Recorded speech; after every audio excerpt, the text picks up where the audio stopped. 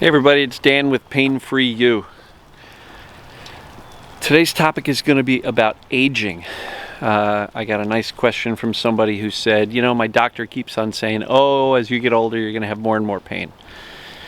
So, before I start that, let's just do this real quick. Getting ourselves centered.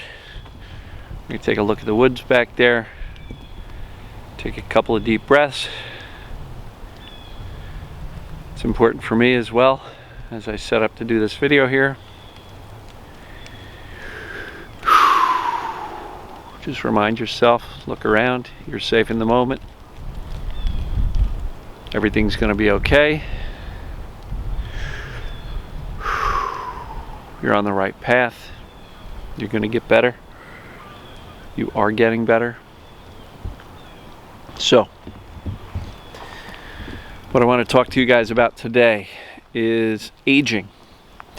And when I first got this message, I started thinking about my 82-year-old mom, and she's got some knee pain and bone-on-bone type of stuff. And my first question was like, aging does probably apply. But the more I thought about it, I started to realize that many of the older folks who've had pain may also have TMS.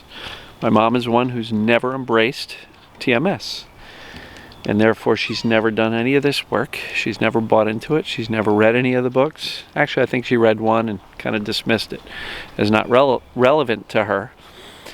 But what I wanted to do is I started to say, well, maybe I've got some data at my disposal that will help me understand. And so I took a look at both Facebook Insights and YouTube Analytics. And just to give you an idea, on Facebook, I've got almost 1,900 people following the Facebook page, almost 1,700 people in the Facebook group. So there's a lot of people there.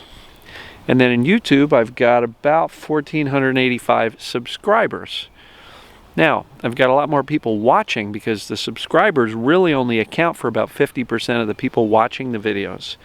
So there's another 50%, probably another 1,500 people or so that are watching that are not subscribed to the channel. So what's really interesting is they break out the community by age group, and it's really fascinating.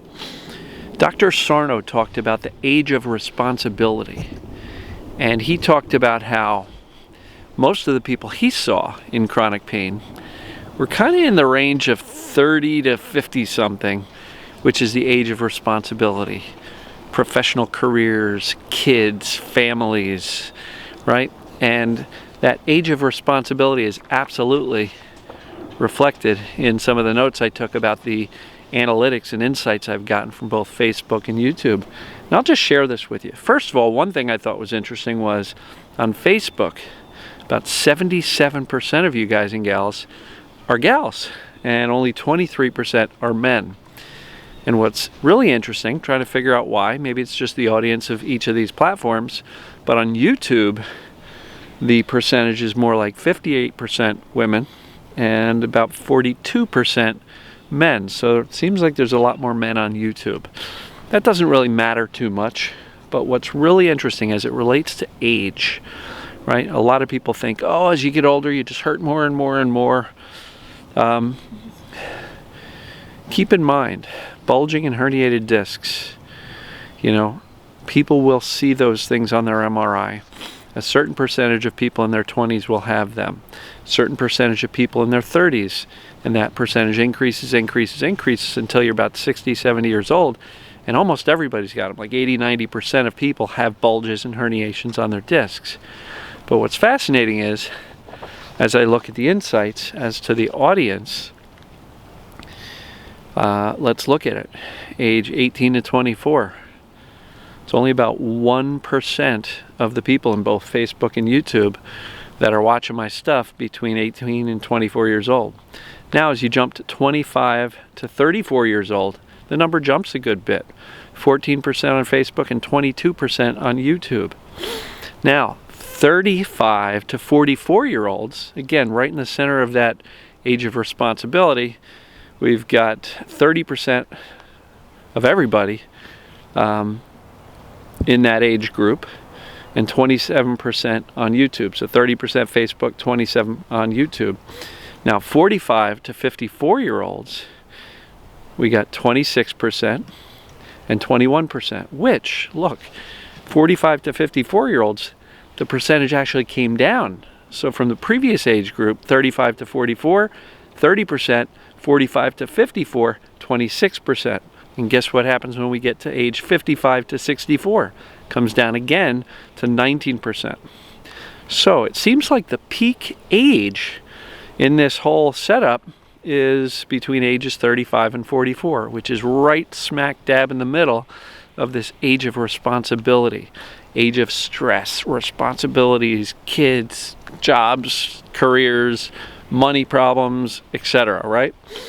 And the real fascinating thing is, you know, all of those percentages were double digits.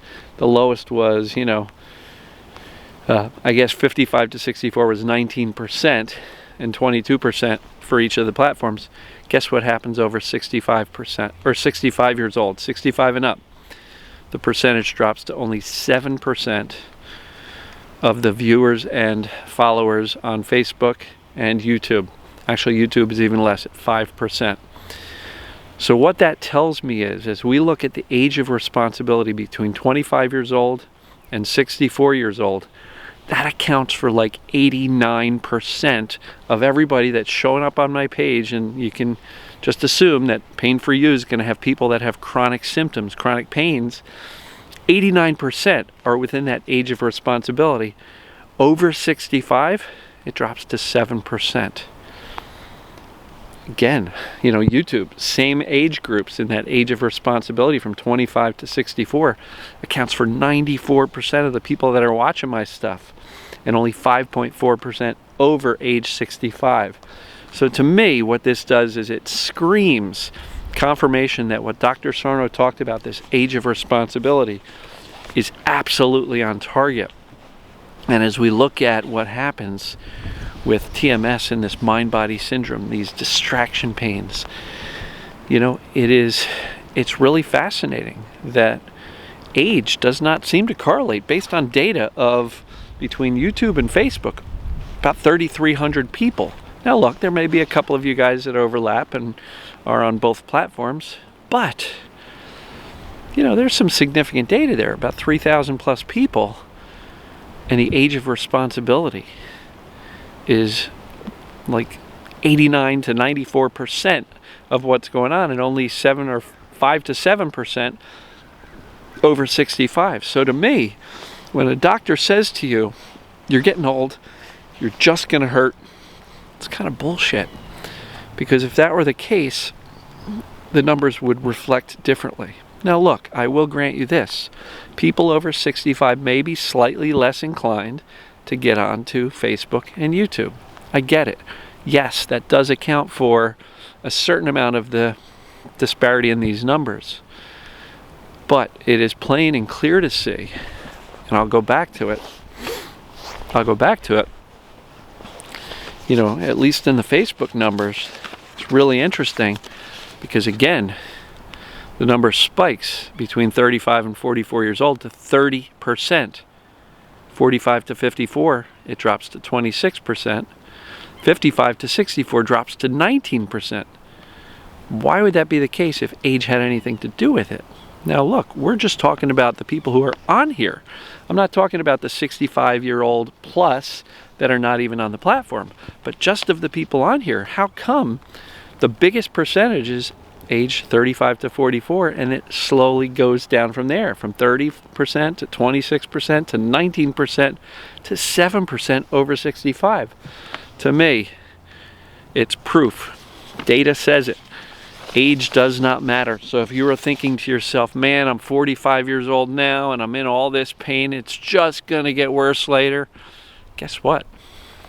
Probably not. You're probably going to outgrow some of these stressors, right? As your life changes, as your kids grow up and leave the house, and you know, all these things.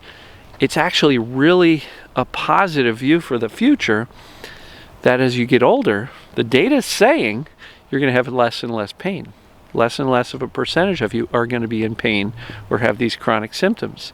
I think some of it is because, you know, when we're in our 20s to 30s to 40s, we're still trying to figure this shit out. By the time you're 65, you're kind of like, whatever, I've got this, I've figured it out, I've lived this long. And we don't stress as much when we're older, which means we don't hurt as much when we're older. So I think it's really fascinating. And I'll just give this caveat.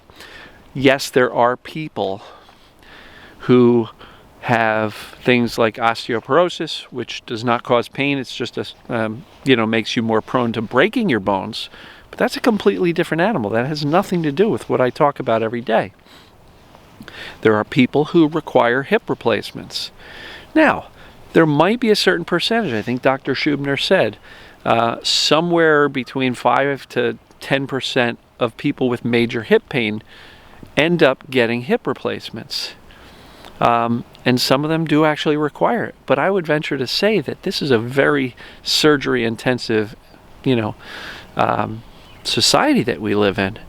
And many of those are probably not required. Just as an example, I've got an uncle who has had 3 knee replacements. I don't know about you, but humans only have 2 knees. So he's had TMS most of his life. He had horrible headaches and neck pain throughout much of his life. And then he had back pain, and now he had knee pain. And guess what? He had 2 knee surgeries, and one of them didn't work, so he had it done again. He's still got awful, knee pain. To me, it's always been TMS. Now, of course, he's not going to listen to that. In his mind, he's 68, 69 years old. He's broken, right? His body just quit on him, when in fact he's had TMS the whole time. So look, guys, I think this is really encouraging news. The data says the age of responsibility is when we're most stressed out. And that, to me, is fantastic because it means you can do this work and get rid of the pain. I got rid of my pain in my 40s. I feel better at 54. I'll be 55 in June. I feel better now physically than I did in my 30s. Right? Why? Because I got my head on straight. I learned about this stuff. I figured it out. I stopped giving a shit about the pain. I got my mindset right. So it's fascinating to me. And it was really interesting. I probably spent about 30, 40 minutes just going through the data on Facebook and YouTube. And it absolutely spells out the age of responsibility between like 25 and 55. And after that, drops off a cliff. And again, the peak was the younger years, and it slowly ticked down for each group of 10 years. So for anybody whose doctors are telling you, as you get older, you're going to hurt more and more and more, you can say, bullshit. Maybe not to their face, but you can walk out of the doctor's office and go, bullshit, you don't know what you're talking about. Because despite the percentage of normal abnormalities getting higher and higher and higher the older we get, the data here shows that at least for these chronic symptoms, once you hit over 65, these people are not hurting as much. So anyway, I'm sure you can poke holes in the data. I'm sure this is not perfectly scientific, but it really supports Dr. Sarno's theory of the age of responsibility. And I think that's really important to pay attention to. And it's enough information, solid enough information for you to decide firmly that you're not going to get worse and worse and worse as you get older. And the reason for that is you know what's going on, and you're going to be able to handle it in the very near future by getting a couple of these core concepts together and getting them right. So, love you guys and gals. Thank you for the question to the lady who posed that, and we'll talk to you soon. Thanks. Love you.